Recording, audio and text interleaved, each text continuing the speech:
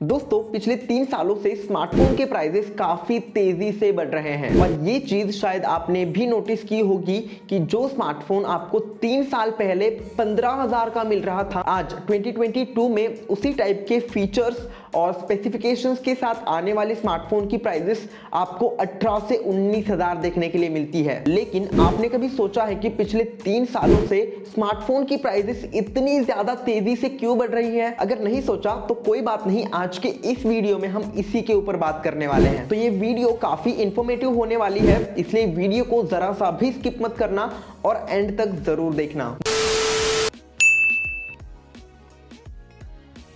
दोस्तों हम सभी को पता है कि हमारे स्मार्टफोन में अलग अलग टाइप के हजारों सेमीकंडक्टर्स यूज होते हैं, फिर चाहे वो कोई आईसी हो, ट्रांजिस्टर हो, कैपेसिटर हो या फिर रजिस्टर हो। ये सारे सेमीकंडक्टर्स दुनिया में लिमिटेड जगह पर ही मैन्युफैक्चर किए जाते हैं और आज 2022 में हम हर जगह इन सेमीकंडक्टर्स का यूज कर रहे हैं। फिर चाहे वो आपका लैपटॉप हो, एलईडी बल्ब हो, स्मार्टफोन का चार्जर हो या फिर इलेक्ट्रॉनिक्स से जुड़ी हुई कोई भी चीज हो। इसका मतलब इन सेमीकंडक्टर्स की डिमांड दुनिया में बहुत ही ज्यादा है, लेकिन लिमिटेड जगह पर मैन्युफैक्चर होने की वजह से सप्लाई उतनी ही कम है, जिसकी वजह से पिछले 1.5 साल से पूरे वर्ल्ड में ग्लोबल चिप शॉर्टेज चल रहा है और इसी वजह से इन सेमीकंडक्टर्स के प्राइस में काफी ज्यादा इंक्रीज देखने के लिए मिला है, जिसका डायरेक्टली इंपैक्ट स्मार्टफोन के प्राइसेस पर पड़ता है और स्मार्टफोन के प्राइसेस बढ़ जाते हैं।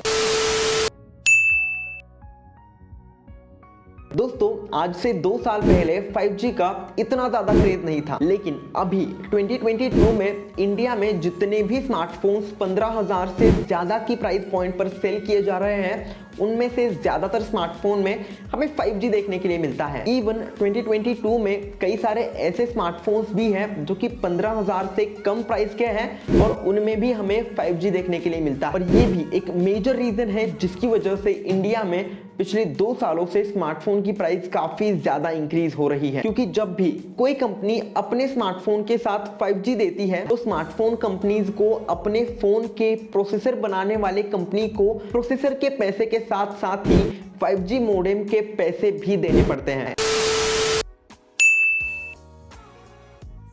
दोस्तों ये चीज तो हम सभी को पता है कि 2016 से हमसे एक एडिशनल टैक्स वसूला जाने लगा, GST। इस टैक्स के अंदर हमारे स्मार्टफोन्स भी आते हैं, इसके ऊपर डायरेक्टली 28% का GST लगता है। इसका मतलब है कि आप अगर 2022 में कोई स्मार्टफोन 10,000 रुपए का खरीदते हो तो उस फोन को बेचने के बाद कंपनी के पास सिर्फ 7,200 रुपए ही जाते हैं, बाकी के जो 2,800 रुपए हैं वो जाते हैं गवर्नमेंट के पास, जो कि सबसे बड़ी वजह है इंडिया में स्मार्टफोन के प्राइसेस बढ़ने का। अब ये चीज हर स्मार्टफोन कंपनी पर अप्लाई नहीं होती, कुछ चुनिंदा कंपनीज पर होती है, जैसे ओप्पो, वीवो और अब OnePlus भी। अगर आपने कभी भी ऑफलाइन शॉप से कोई स्मार्टफोन खरीदा है तो शॉप पर जाने के बाद आपको ओप्पो और वीवो की इस तरीके की बड़ी बड़ी होल्डिंग्स तो देखने के लिए मिल ही गई होंगी। अगर नहीं देखी है तो आपने वीवो IPL का नाम तो जरूर सुना होगा या फिर इंडियन क्रिकेट टीम के जर्सी पर ओप्पो की ब्रांडिंग तो जरूर देखी होगी। ऑब्वियसली इसके लिए इन दो कंपनीज को करोड़ों रुपए खर्च करने पड़े होंगे। अब ऐसा तो है नहीं कि ये बिना किसी पैसे दिए इंडियन क्रिकेट टीम को भी स्पॉन्सर करते हैं और IPL भी ऑर्गेनाइज करते हैं, इनके लिए लगते होंगे करोड़ों रुपए। अब ये जो करोड़ों रुपए खर्च हुए हैं ये रिकवर कहां से होंगे? इनके प्रोडक्ट से, और इनके प्रोडक्ट्स क्या है? स्मार्टफोन, जिसकी वजह से अगर किसी स्मार्टफोन की एक्चुअल प्राइस 15,000 है तो इन एड्स की वजह से, पैसे खर्च करने की वजह से इन स्मार्टफोन की प्राइस हो जाती है 18 से 19,000 रुपए।